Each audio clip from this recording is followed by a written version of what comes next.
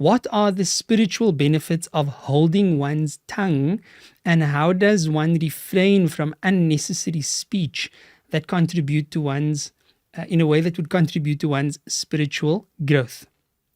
Naam, Bismillah. So there's much to discuss about holding one's tongue and about unnecessary speech and about its correlation to spiritual growth.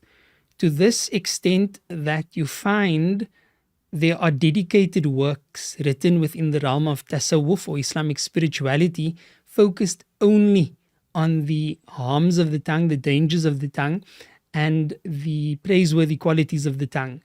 Within more encyclopedic works such as that of Imam al-Ghazali, rahimahullah ta'ala, you would find that entire sections are dedicated to the diseases of the tongue or the diseases of speech. So what we can already engage, or rather what we can already gauge from this is the seriousness with which we need to consider the tongue. There are many ayat of the Quran that address the issue pertaining to speech, bad speech, false speech, lies and the like, ghiba also. And then there are many ahadith that emphasize the illnesses of the tongue and the beauty that the tongue could potentially hold. I would like to suffice with 2 hadith and perhaps 1 or 2 ayat in relation to this particular question. The first hadith, we learn the principle that in Islam, silence is silver. And I attribute this statement to one of my teachers, Maulana Mu'adh, Hafidhahullah ta'ala, may Allah grant him a long life and preserve him. He used to say silence is silver, because generally we would hear the statement that says silence is golden. But the hadith states, قال رسول الله صلى الله عليه وسلم من كان يؤمن بالله واليوم الآخر فليقل خيرا أو ليصمت أو كما قال عليه الصلاة والسلام. The hadith states, whoever believes in Allah and the last day, let them speak good or remain silent. So the hadith gives us a different framework for how we think about silence. Normally we would say silence is golden. But in Islam, according to this hadith, silence is silver, meaning that the default should be to speak good. The default should be to speak good. And only if you are incapable or the circumstances don't allow for you to speak good, then you revert to the second best option, which is to remain silent. Man kana yu'minu billahi wal yawmil akhir falyaqul khayran aw liyasmut. Whosoever believes in Allah and the last day, let them speak good or remain silent. So this is why he says silence is silver. With that, default status quo, we can now proceed into, so what good should we speak? And again, there are many ayat of the Quran and ahadith that we could elaborate on pertaining to this topic, but for the most part, you can look at general principles such as amr bil ma'ruf wa nahyu anil munkar. To speak by commanding with that which is good and prohibiting from that which is evil.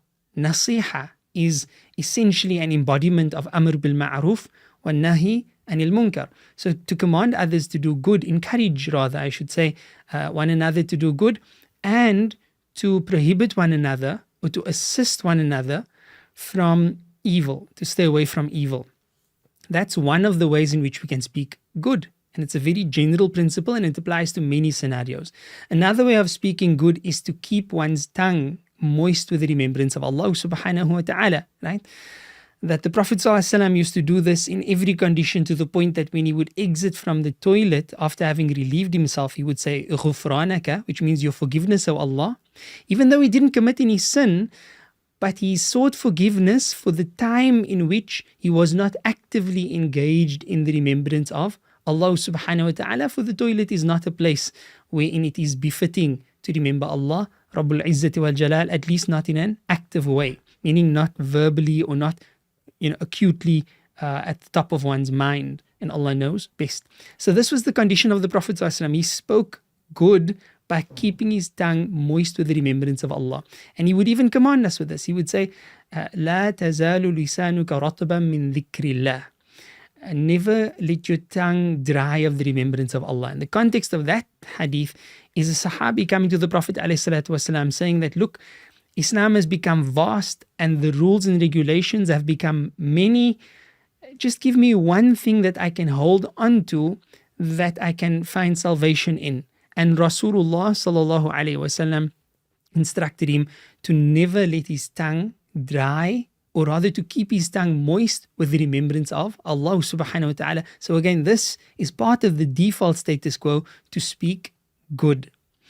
Another aspect of speaking good is to speak up when speaking up is the required action.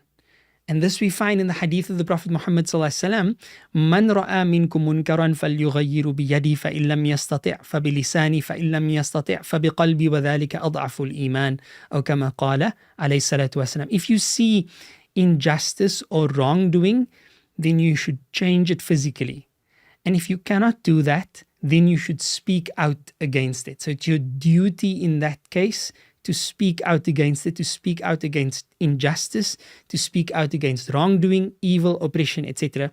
And then finally, for the very least, to feel bad about it in your heart, and that would be the weakest form of faith. So this is the default status quo. Silence is silver, meaning that good works and speaking good is golden. That's the default, and that's golden. Now, what happens if you don't have anything good to say? It's not amr bil ma'ruf wa nahi anil munkar. You're not commanding with good and preventing from evil. You are not making da'wah to Allah subhanahu wa ta'ala and calling to his deen. You are not encouraging learning, teaching. You are not even having a fruitful conversation between friends or between husband and wife, etc. In fact, there's nothing important to say, so you start just speaking about random things. You start speaking about non-beneficial, neutral things, not even haram, just neutral things. If that's the case, then it would be better to remain silent, right? And there are various narrations to, sort of espouse this concept, some of them being more authentic than others.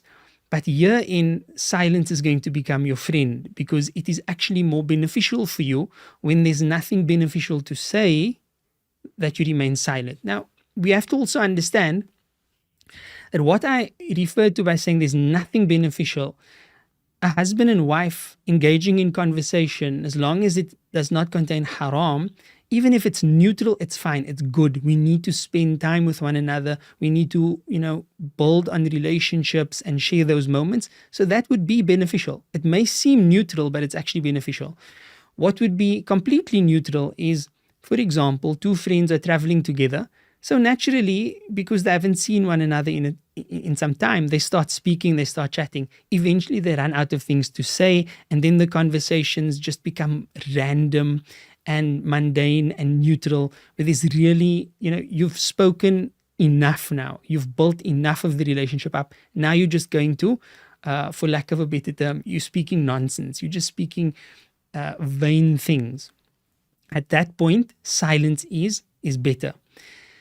Now, at this point, we want to ask, so what's the motivation? What would keep us motivated to hold one's tongue and to remain silent? Because for some people, silence is awkward. So in here, I would like to bring the second major hadith in relation to this question, and that is, Man adman li ma bayna lihyayhi wa ma bayna fakhidayhi adman lahu al-jannah. Or kama qala alayhi salatu wasalam. That the Prophet Muhammad sallallahu alaihi wasallam said that whoever can guarantee for me that which is in between their jaws and that which is in between their thighs, I, meaning Nabi Muhammad sallallahu alaihi wasallam, guarantee Jannah for that person. Subhanallah.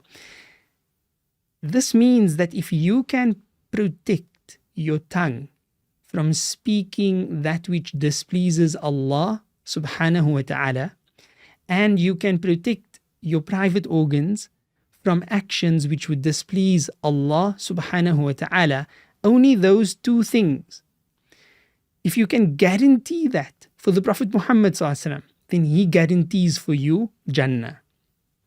Naturally, you may have questions about, but what about salah and what about other major sins and the like? What we can infer from this is that someone who is conscious of Allah subhanahu wa ta'ala enough that they protect their chastity for the sake of Allah and they protect their tongue for the sake of Allah, such a level of acute consciousness or muraqabah of Allah subhanahu wa ta'ala, always being aware that Allah is watching me, Allah knows what I'm saying, Allah hears what I'm saying. That level of acute consciousness would naturally ensure that such an individual stays away from other major sins and that they fulfill their obligations to Allah subhanahu wa ta'ala. And in that sense, if we can work hard at preserving our tongue and our private parts for the sake of Allah subhanahu wa ta'ala, we would be able to secure our place in Jannah.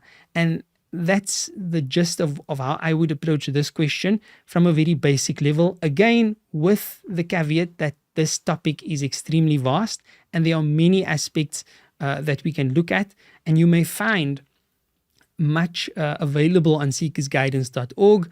وبهذا القدر نكتفي, and we move on to our next question. لا إله إلا الله محمد رسول الله.